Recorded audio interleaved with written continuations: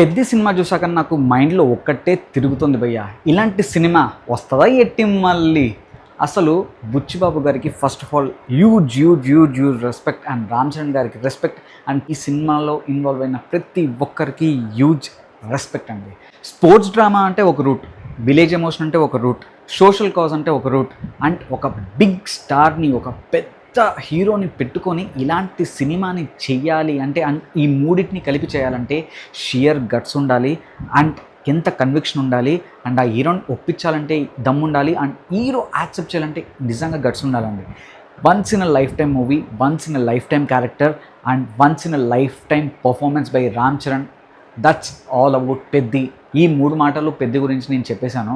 And ఈ రివ్యూలో shear praise లేదు, ఏదో ఫ్యానిజం కాదు, ఇది పొగడాలంటే పొగడాలన్నట్టు కాదు, ప్రతి మాట లోపల నుంచి వస్తుంది. అండ్ ఫస్ట్ ఆఫ్ అయితే క్లియర్ కట్ బ్లాక్ బస్టర్ భయ్యా. ఫస్ట్ 10 minutes నుంచి అసలు స్టోరీ ఎక్కడైతే స్టార్ట్ అవుతుందో, టైటిల్ కార్డ్ స్టార్ట్ అయినప్పటి నుంచి ఫస్ట్ ఆఫ్ ఇంటర్వెల్ బ్లాక్ దాకా నిజంగా చెప్తున్నా ఇంత కూడా బోర్ కొట్టలేదు. మేబీ కొంతమందికి, మా ఫ్రెండ్స్కి అయితే జాహ్నవి కపూర్ ఆ పోర్షన్స్ కొద్దిగా లాగ్ అనిపించాయి, కొద్దిగా బోర్ అనిపించాయి అని అన్నారు. కానీ but obviously Jahnavi Kapoor is the colour of the movie. తను ఉన్నంతసేపు లైటర్ నోట్లో, ఫన్నీ నోట్లో, అండ్ చాలా బ్యూటిఫుల్గా గార్జియస్గా ఉంది. అండ్ దేవరాలో ఉన్నంత లెంత్ కన్నా దీంట్లో ఇంకా ఎక్కువసేపు కనబడుతుంది. అండ్ చాలా బ్యూటిఫుల్గా పర్ఫామ్ చేసింది. లిమిటెడ్ స్కోప్, హీరోయిన్కి ఎంత రోల్ ఉండాలో అంతే ఉంది. ఎందుకంటే మూవీలో స్టోరీలో చాలా డెప్త్ ఉంది, స్టోరీలో చాలా వేరే పాయింట్స్ ఇంపార్టెంట్ కాబట్టి తన పోర్షన్ ఎంత ఉండాలో అంతే పెట్టారు. అండ్ మంచి ఎండింగ్ ఇచ్చారు. అండ్ తన క్యారెక్టర్ చాలా బాగుంది, అండ్ తను బాగా పర్ఫామ్ చేసింది. రామ్ చరణ్ గారి గురించి చెప్పాలంటే ఆయన పెద్దిలో నటించలేదండి, పెద్ది క్యారెక్టర్గా జీవించాడు. కొద్దిసేపు అయ్యాక మీకు రామ్ చరణ్ గారు ఎక్కడ కనిపించరు, పెద్దియే కనిపిస్తాడు, పెద్ది గాడే కనిపిస్తాడు. అసలు ఏమైనా జీవించాడా భయ్యా. నిజంగా ప్రౌడ్ ఆఫ్ దిస్ మ్యాన్. ఎందుకంటే ఒక పెద్ద స్టార్ అయ్యింది, అంత రేడికల్ పాయింట్ని ఒప్పుకోవడం itself is very big thing. అక్కడే సగం హిట్ కొట్టేశాడు బుచ్చిబాబు సానా. అలాంటిది అంత పెద్ద హీరోని పెట్టుకొని ఇలాంటి మూవీని తీసి అండ్ అందరితో షబాష్ అనిపించుకునేలా తను డెలివర్ చేశాడు అంటే మూవీని, ఇది చాలా మామూలు విషయం కాదు. అండ్ ప్రీ రిలీజ్ ఈవెంట్లో బుచ్చిబాబు గురించి రామ్ చరణ్ గారు ఒక మాట అంటారు, ఇండియాలో టాప్ 3 or 4 డైరెక్టర్స్లో బుచ్చిబాబు పేరు వినపడుతుంది అని.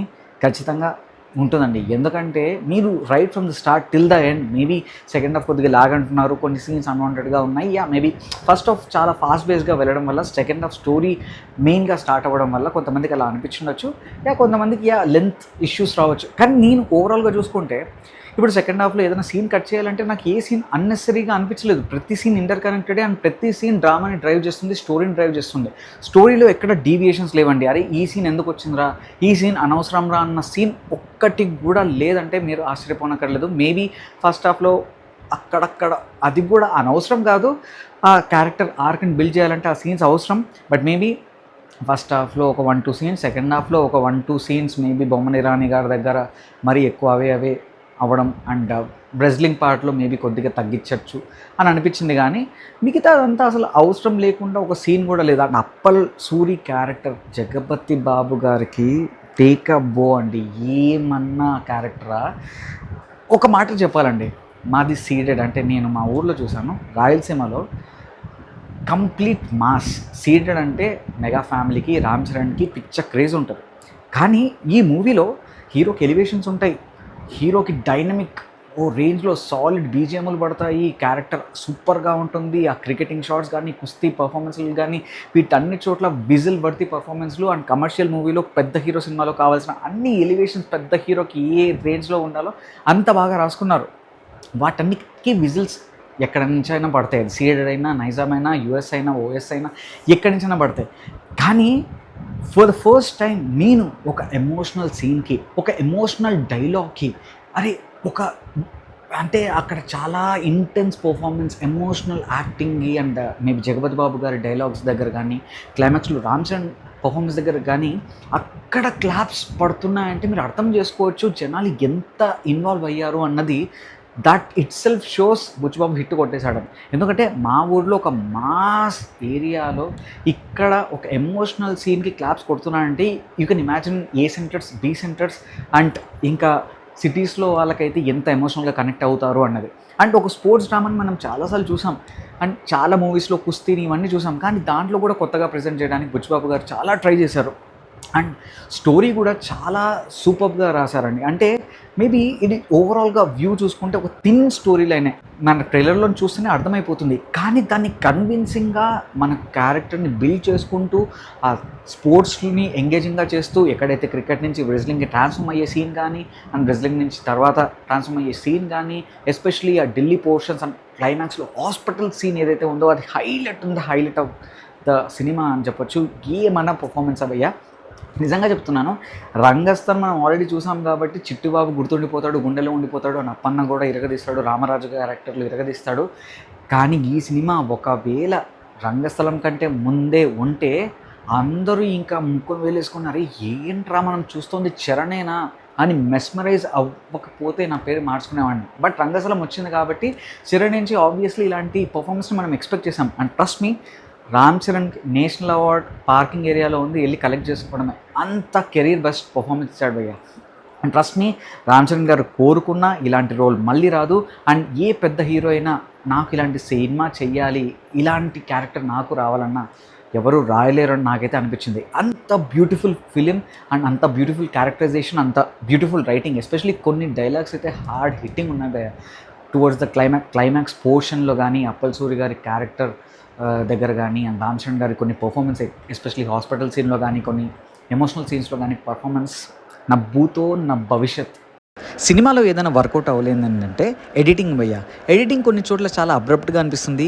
అరే ఇదేంట్రా, ఈ సీన్కి దీనికి కనెక్షన్ లేదేంటి, సడన్గా ఈ క్యారెక్టర్ మారిపోయిందేంటి, వీళ్ళిద్దరి మధ్యలో ఎప్పుడు బాండింగ్ పెరిగింది అన్న డౌట్లు మనకు క్రియేట్ చేస్తారు. మేబీ ఎడిటింగ్ కొన్ని చోట్ల క్లిప్స్ కనెక్ట్ చేశారేమో, అందుకే ఆ డాట్స్ కనెక్ట్ అవ్వలేదేమో అనిపించింది. అండ్ సెకండ్ హాఫ్ లాగ్ ఉంది కొన్ని చోట్ల. అంటే సినిమాకి అవసరమే కానీ కొన్ని పార్ట్స్ ట్రిమ్ చేసింటే ఇంకొద్దిగా పేసీగా అండ్ ఇంకొద్దిగా స్ట్రాంగ్గా ఉండేది అని అనిపించింది. అండ్ కొన్ని చోట్ల లాజిక్స్ కూడా మిస్ అయ్యాడు. అది మూవీ చూస్తే మీకే అర్థమవుతుంది, వాటిని డిస్కస్ చేయలేం, పోస్ట్ మార్టంలో డిస్కస్ చేయొచ్చు. బట్ ఇవి కొద్దిగా ఇగ్నోరబుల్ ఫ్లాసే, అంత మేజర్గా సీరియస్గా తీసుకునే ఫ్లాస్ అయితే కాదు. అండ్ దానివల్ల మనకి మూవీ డిస్టర్బెన్స్ ఏమనిపించదు, కానీ కొద్దిగా అబ్బా ఇదేంట్రా అని అనిపిస్తుంది. క్యారెక్టర్స్ని ఎస్టాబ్లిష్ చేసే విధానం కానీ ఆ సెటప్ కానీ అండ్ లొకేషన్స్ కూడా చాలా బ్యూటిఫుల్గా కొత్తగా ఉన్నాయి. అరే ఈ లొకేషన్స్ని మనం ఆల్రెడీ చూసేసామే, ఇలాంటి సెటప్ని మనం చూసేసామే అని మనకి ఎక్కడ అనిపించదు. మేబీ కొన్ని చోట్ల రెజ్లింగ్ పోర్షన్స్లో అక్కడ ఆబ్వియస్లీ ఢిల్లీకి వెళ్తాడు అండ్ ఆ రెజ్లింగ్ సెటప్ అక్కడ మాత్రం కొద్దిగా చూసిన ఫీలింగ్ వస్తుంది. కానీ మిగిలిన లొకేషన్స్ కానీ వాళ్ళన్న ఊరు కానీ ఆ కొండలు కానీ ఆ సెటప్ కానీ ఆ సినిమాటోగ్రఫీ కానీ చాలా గ్లోబల్ లెవెల్లో హాలీవుడ్ లెవెల్ రేంజ్లో రత్నవేల్ గారి సినిమాటోగ్రఫీ కానీ and surprising factor in the movie ఏంటంటే ఏఆర్ రెహమాన్ గారి బీజిఎం అండి. అబాబాబాబాబాబా గిర్ర కొట్టారు. మనం ఇన్ని రోజులు అరే కొంతమంది చాలామంది అనుకున్నారు అరే ఏఆర్ రెహమాన్ సాంగ్స్ బాగానే ఇచ్చాడు కానీ తల అంటే బుచ్చిబాబు గారిని తల అని పిలుచుకుంటారు కొంతమంది ఫ్యాన్స్, దయచేసి తమన్నో లేకపోతే అనిరుద్ధ్నో ఎవరినైనా బీజిఎంకి తీసుకో మా రిక్వెస్ట్ అని చాలామంది చెప్పారు. కానీ I'm telling you, AR Rahman గారు gave his career best BGM. అసలు ఏఆర్ రెహమాన్ గారు ఎన్ని ప్రమోషన్స్లో ఏ మూవీకి పార్టిసిపేట్ చేయడమే నేను చూడలేదు. అది కూడా తెలుగు మూవీకి ఫస్ట్ టైం ఆయన వర్క్ చేయడమే ఈ మధ్యకాలంలో ఎప్పుడు జరగలేదు. అప్పుడెప్పుడో నాని అండ్ కొన్ని మూవీస్ చేశారు, ఏమాయ చేసావే, అది కూడా బైలింగుల్ కాబట్టి. బట్ ఈ మూవీ నిజంగా ఆయన చెప్తున్నారు నేను ఇది నా ఫస్ట్ తెలుగు మూవీలో వర్క్ చేశాను and I'm really happy with my work అని అండ్ ఆడియన్సే చెప్పాలి అని. ఏఆర్ రెహమాన్ గారు టేకబో ఇన్ని ఇయర్స్ అయినా అసలు ఆ బీజిఎం ఎక్కడ ఆ బీజిఎం ఇంకొక చోట రిపీట్ అవ్వలేదు, కానీ ప్రతి బీజిఎం అదరగొట్టారు. ఎస్పెషలీ టవర్ క్లాక్ దగ్గర సీన్లో ఫైట్ ఉంటుంది, ఆ బీజిఎం అయితే ఇర్ర కొట్టి ర్యాంపేజ్ మోడ్ ఆన్ చేశారు. అండ్ ప్రతి ఎమోషనల్ సీన్లో అండ్ చాలామంది అనుకోవచ్చు ఏఆర్ రెహమాన్ ఎందుకు తీసుకున్నారంటే ఈ ఫాస్ట్ పేస్ బీజిఎంలు కానీ ర్యాప్ బీజిఎంలు కానీ ఎలివేషన్ బీజిఎంలు అవన్నీ ఇరక్కొట్టారు. కానీ ఏఆర్ రెహమాన్ గారి వాల్యూ మనకి ఎక్కడ తెలుస్తుందంటే ఎస్పెషలీ క్లైమాక్స్ సీన్స్లో last half an hour of the మూవీలో ఏఆర్ రెహమాన్ గారు కాకుండా ఈ మూవీకి ఇంకెవ్వరు పెట్టుకున్నా అన్యాయమే జరిగేది అని అనిపించేలాగా ఆయన కెరియర్ బెస్ట్ బీజిఎం ఇచ్చారండి. అసలు లాస్ట్ హాఫ్ అన్ అవర్లో రామ్ చరణ్ గారు మాట్లాడుతున్నప్పుడు కానీ ఆ పర్ఫార్మెన్స్ ఇస్తున్నప్పుడు కానీ వచ్చే బీజిఎం ఏదైతే ఉందో అబాబాబాబాబా ఎప్పుడు స్టార్ట్ అయిందో ఎప్పుడు ఇంటర్వెల్ బ్లాక్ వచ్చిందో కూడా మనకు ఐడియా ఉండదు. ఫన్ పేస్డ్గా ఫాస్ట్ పేస్డ్గా టక్క టక్క టక్క టక్క టక్క వెళ్తుంటుంది. గ్యాప్ ఇవ్వకుండా స్క్రీన్ ప్లే కానీ ఎడిటింగ్ కానీ చాలా టైట్గా ఉంటుంది అండ్ ఎక్కడ బోర్ కొట్టలేదు. అండ్ స్పెషల్లీ సర్ప్రైజింగ్ థింగ్ ఏంటంటే రై రై రారాకి చాలామంది కనెక్ట్ అవ్వలేదు. Chikiri super duper blockbuster hit అయింది. రై రై రారా వినడానికి కూడా సూపర్గా ఉంటుంది, కానీ చాలామంది ఫ్యాన్స్ చికిరి అంత బాగాలేదు అన్నారు. కానీ థియేటర్లో trust me I'm telling you, నాకు రై రే రారా పిచ్చెక్కించిందండి. అండ్ చికిరి కూడా అద్దరిపోయింది. అండ్ అల్లల్లో ఆబ్వియస్లీ సెకండ్ హాఫ్లో వస్తుంది, అద్దరిపోయింది అది కూడా. ఓవరాల్ అన్ని సాంగ్స్ సూపర్గా వర్కౌట్ అయ్యాయి. అండ్ ఫస్ట్ హాఫ్లో ఫన్ని బ్యాలెన్స్ చేస్తూ, ఆ డ్రామాని బిల్డ్ చేస్తూ, క్యారెక్టర్స్ని బిల్డ్ చేస్తూ అద్దరిపోయింది. ఎస్పెషలీ టువర్డ్స్ ద ఇంటర్వెల్ ఎప్పుడైతే క్రికెటర్ నుంచి రెజ్లింగ్కి ట్రాన్స్ఫార్మ్ అయ్యేది ఏదైతే ఉంటుందో, శివరాజ్ కుమార్ గారిని తెప్పించేది నా భూతో నా భవిష్యత్ ultimate scene. And Shivaraj Kumar garu character కూడా చాలా ప్రామినెన్స్ ఉంది. అండ్ తనకి రామ్ చరణ్కి వచ్చే సీన్స్ అన్నీ అద్దరిపోయాయి. అండ్ వాళ్ళ కెమిస్ట్రీ కూడా సూపర్గా వర్కౌట్ అయింది గురు శిష్యుల్లాగా. అండ్ రామ్ చరణ్ గారు కుస్తీకి ఏదైతే ట్రాన్స్ఫార్మ్ అవుతారో సెకండ్ హాఫ్ స్టార్టింగ్ అండ్ అదంతా సూపర్గా వర్కౌట్ అయింది. ఆ సీన్స్, కుస్తీ సీన్స్ కూడా చాలా కొత్తగా ఉన్నాయి అండ్ చాలా కొత్తగా తీశారు. నాకు ఎందుకో కొద్ది గొప్ప కుస్తీ సీన్స్ని ఇంకొద్దిగా బెటర్గా తీసిండొచ్చు. అంటే మనం ఆల్రెడీ సుల్తాన్లో కానీ దంగల్లో కానీ వీటన్నిటిలో కుస్తీని చూసాం కాబట్టి ఇంకొద్దిగా బెటర్గా చూపించుంటే మనం కూడా ఎంగేజింగ్గా ఫీల్ అయ్యే వాళ్ళమేమో. చాలామంది నాకు ఫ్రెండ్స్ కానీ వీళ్ళందరూ ఏమన్నారు, చూసినప్పుడు కూడా కుస్తీ పార్ట్స్ని కొద్దిగా ట్రిమ్ చేసి ఉండొచ్చు ఏమో అన్నారు. కానీ కుస్తీ పార్ట్స్ని ట్రిమ్ చేసే అవసరం లేదు, ఇంకొద్దిగా బెటర్గా ఎగ్జిక్యూట్ చేసి కొద్దిగా ఫాస్ట్ బేస్డ్గానో లేకపోతే కొన్ని కొత్త షార్ట్స్ పెట్టింటే అదిరిపోయేదేమో అని నాకు వచ్చిన ఫీలింగ్. సినిమాకి రియల్గా సోల్ ఏంటి అంటే, ప్రాణం ఏంటి అంటే ఢిల్లీ ఎపిసోడ్స్ అండి. అక్కడ మాత్రం ఎమోషన్స్ కానీ, ఆ స్ట్రగుల్ కానీ, పర్ఫార్మెన్స్ కానీ, ఎస్పెషలీ హాస్పిటల్ సీన్ అదిరిపోయింది. థియేటర్ మొత్తం సైలెన్స్లో ఉంది అండ్ ప్రతి డైలాగ్ వినిపించింది. అండ్ ఆ డైలాగ్స్కి క్లాప్స్ కూడా గట్టిగా వినిపించాయి. ఒపీనియన్లో career best performance Ram Charan ఇచ్చారు. అండ్ ట్రాన్స్ఫర్మేషన్ కానీ, బాడీ లాంగ్వేజ్ కానీ, క్యారెక్టర్లో ఒదిగిపోయిన తీరు కానీ, మనకు ఎక్కడ రామ్ చరణ్ గారు ఎప్పుడో మేబీ స్టార్టింగ్లో రామ్ చరణ్ తెలుస్తుంది కానీ పెద్దిగాడే కనపడతాడండి మొత్తం సినిమా మొత్తం. డైలాగ్ డెలివరీ కూడా విజయనగరం స్లాంగ్ తీసుకొని దాంట్లో ఇన్వాల్వ్ అయ్యి ప్రతి మాట మనకు నిజంగా విజయనగరంలోనే రామ్ చరణ్ పుట్టాడేమో అన్నట్టు మాట్లాడాడు. అండ్ ఈ సినిమాలో ఇంకొద్దిగా మేబీ వర్కౌట్ అయ్యింది, కొంతమందికి అర్థం కానిది ఏంటి అంటే డైలాగ్స్ అండి. అంటే విజయనగరం స్లాంగ్ కాబట్టి చాలామందికి ఫెమిలియర్గా ఉండరు, కొన్ని వర్డ్స్ కొన్ని కొత్తగా ఉంటాయి కాబట్టి మేబీ కొంతమందికి అరే ఏంట్రా ఇది అని అనిపించే ఛాన్సెస్ కూడా ఉన్నాయి ఆ స్లాంగ్ వల్ల. సెకండ్ హాఫ్ కొద్దిగా లాగ్ ఉన్నట్టు అనిపిస్తుంది, కొద్దిగా లెంత్ ఎక్కువైనట్టు అనిపిస్తుంది, కొద్దిగా ట్రిమ్ చేయొచ్చు అని మనకు చాలా చోట్ల అనిపిస్తుంది. But final 30 minutes last pre climax and climax minor flaws అన్నీ కొట్టుకుపోతాయి అని నాకైతే అనిపించింది.